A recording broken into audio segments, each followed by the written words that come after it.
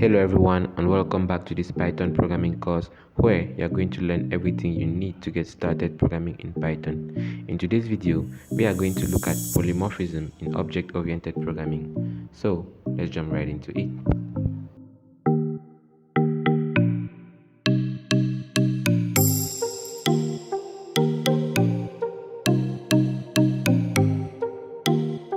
The literal meaning of polymorphism is the condition of occurrence in different forms.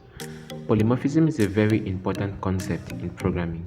It refers to the use of a single type entity like a method, operator, or object to represent different types in different scenarios. Let's take an example. We know that the plus operator is used extensively in Python programming, but it does not have a single usage. For integer data types, the plus operator is used to perform arithmetic addition operations like number 1 equals to 1, number 2 equals to 2. Then if we print number 1 and number 2, we have 3. Similarly, for string data types, the plus operator is used to perform string concatenation. That is, if we have string 1 to be Python, string 2 to be an empty space, and then string 3 to be programming, if we try printing string 1, 2, and 3, we have Python programming printed to the screen.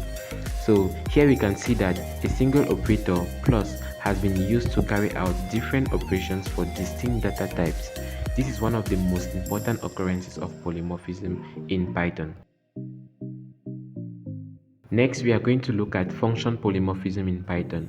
There are some functions in Python which are compatible to run with multiple data types. One of such functions is the len function. It can run in many data types in Python. Let's look at an example in which we will use cases of the function. So here we have len of programmers, len of Python, Java, C, and len of name, John, address, sepal. Here we can see that many data types such as strings, lists, dictionaries can work with the len function. However, we can see it returns specific information about specific data types. The first instance is a string and it returns the number of characters in the string. The second instance is a list and it returns the number of items in the list. The third one is a dictionary and it returns the number of key value pairs in the dictionary. Polymorphism is a very important concept in object-oriented programming. We can use the concept of polymorphism while creating class methods, as Python allows different classes to have methods with the same name. We can then later generalize calling these methods by disregarding the object we are working with. Let's look at an example.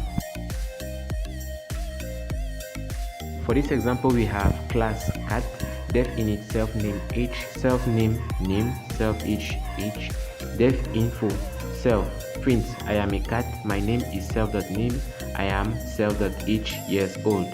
Def make sound, we have self print male. Class dog, def init self name age, name and age, then def init info I am a dog, my name is self.name, I am self.age years old. Make sound back.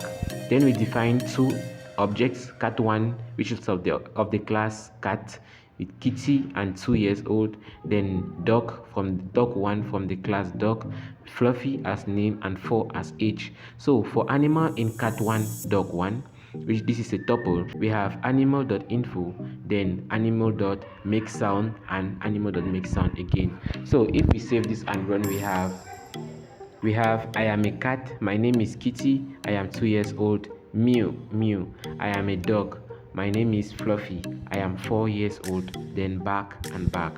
So here we have created two classes, cat and dog. They share a similar structure and have the same method names, info and make sound. However, notice that we have not linked the classes together in any way. Even then, we can pack these two different objects into a tuple and iterate through it using a common animal variable.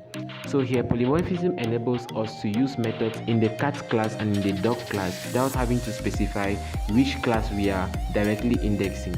So this is an amazing functionality of polymorphism. In Python, polymorphism lets us define methods in the child class that have the same name as the methods in the parent class. In inheritance, the child class inherits the methods from the parent class. However, it is possible to modify a method in a child class that it has inherited from the parent class. This is particularly useful in case where the method inherited from the parent class does not quite fit the child class. In such cases, we re-implement the method in the child class. This process of re-implementing a method in the child class is known as method overriding. So let's look at an example. For this example, we have class bird, def intro, self, print. There are many types of birds. Then the flight, we have most birds can fly. Print sparrow bird, def flight, print sparrow can fly. Class ostrich, which inherits from the class bird, def flight, print ostriches can fly. So we now define three objects, bird 1, bird 2, and bird 3, with the classes bird, sparrow, and ostrich.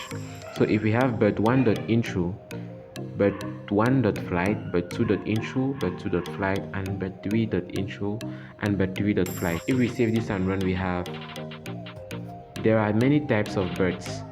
Most birds can fly. There are many types of birds. Sparrow can fly. There are many types of birds. Ostriches cannot fly. Due to polymorphism, the Python interpreter automatically recognizes that the flight method, initially in the parent class bird, is being overridden in both the sparrow and the ostrich classes, and hence this is possible because of polymorphism. So it uses the one defined in the child classes sparrow and ostrich.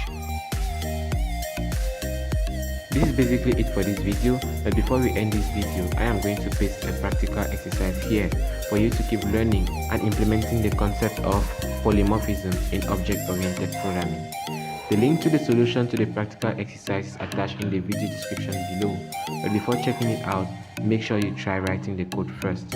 In our next video, we are going to have a summary and a conclusion of this beginner's Python programming course. So, see you soon.